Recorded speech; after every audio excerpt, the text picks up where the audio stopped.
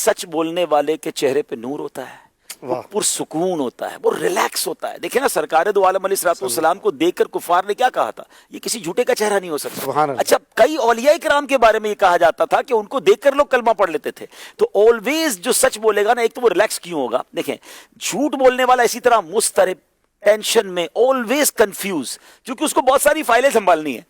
مثال کے طور پہ کسی نے آپ کو آ کر کہہ دیا بھائی میری نانی کا آج انتقال ہو گیا اس لیے میں نہیں آیا. اب مجھے یاد رکھنا ہے کہ ان کے پاس نانی مر چکی ہے آفس میں، اب نانی بیمار نہیں ہو سکتی، ٹھیک ہے، پہلے ہی انتقال کر دیا. اچھا آفس میں اسکول میں لیٹ ہوئے تو کیوں لیٹ ہوئے؟ کہ فلاں چاچا کا انتقال ہو گیا. اب یاد رکھنا ہے کہ ان کے پاس چاچا انتقال کر چکے ہیں. اس کے بعد کوئی پوچھتا ہے کام کیا کرتے ہو؟ اب کام بیچارہ مثال کے طور پر ٹھیلا لگاتا ہے، اب سامنے بتانا نہیں ہے تو میری تو جناب برتنوں کی دکان ہے، تو اب یہ یاد رکھنا ہے کہ ان کو برتنوں کی دکان بتائیے. اچھا رہتا کسی غریب علاقے میں، اس نے پوچھا رہتے کہاں؟ میں رہتا ڈیفینس میں ہوں. اب ایڈریس اس کو ڈیفینس کا یاد رکھنا ہے، وہ فائل ہی سنبھال رہا ہوتا ہے، کسی کے منہ سے غلط نکل جاتا ہے. اچھا سچے کو نیند سے اٹھا کے پوچھے کہاں رہتے ہو؟ جہاں رہتا ہے وہی بتائے گا. کیا کرتے ہو؟ وہی. سچے کو ٹینشن کس بات کی ہے؟ اس کو جو کہنا ہے سچ کہنا ہے. آپ 10 سال بعد بھی پوچھیں گے تو وہی اسٹیٹمنٹ ہوگا، اور جھوٹے کے اسٹیٹمنٹ ہی بدلتے رہیں گے. اچھا پھر جھوٹے وعدے کر کر، اچھا کسی کو ٹائم دے دیا آپ کے پاس 3 دن میں آپ کا کام کر دوں گا، وہ ایک جملہ بڑا مشہور ہے، تسی فکر ہی نہ کرو.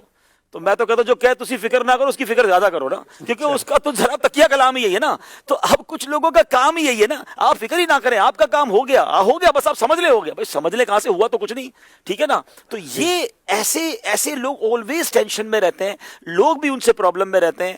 تو آپ اگر لائف پرسکون گزارنا چاہتے ہیں ایک فارمولا بنا لیں کہ سچ بولیں. تو سرکار دو عالم علیہ السلام کے دور کا واقعہ ہے نا کہ ایک شخص آیا کہتا حضور بہت سارے گناہ کرتا ہوں، بلکہ اسلام قبول کرنا تھا اس کو کہ میرے اندر بہت سارے گناہ ہیں، میں سارے گناہ تو نہیں چھوڑ سکتا، آپ مجھے کوئی ایک برائی بتا دیں میں وہ چھوڑ دوں گا. نبی پاک علیہ السلام نے فرمایا سچ بولنا، جھوٹ نہیں بولنا آج سے. کہتا بس کا بس. اس نے کہا کمال ہو گیا، اتنا آسان ہے اسلام. وہ چلا گیا. اب اس کی شراب پینے کی بھی عادت تھی، اس کی چوری کی بھی عادت تھی، اس کی بدکاری کی بھی عادت تھی، مگر ہر گناہ کے لیے جب وہ آگے جاتا وہ کہتا میں کر تو لوں گا. اگر جب نبی پاک علیہ السلام کی بارگاہ میں جاؤں گا اور انہوں نے پوچھا کیا کیا کیا دن میں، تو سچ بولنا ہے، بتانا پڑے گا چوری کی ہے، بتانا پڑے گا بدکاری کی ہے، شراب پیا. ایک ایک کر کے ہر گناہ سے بچا.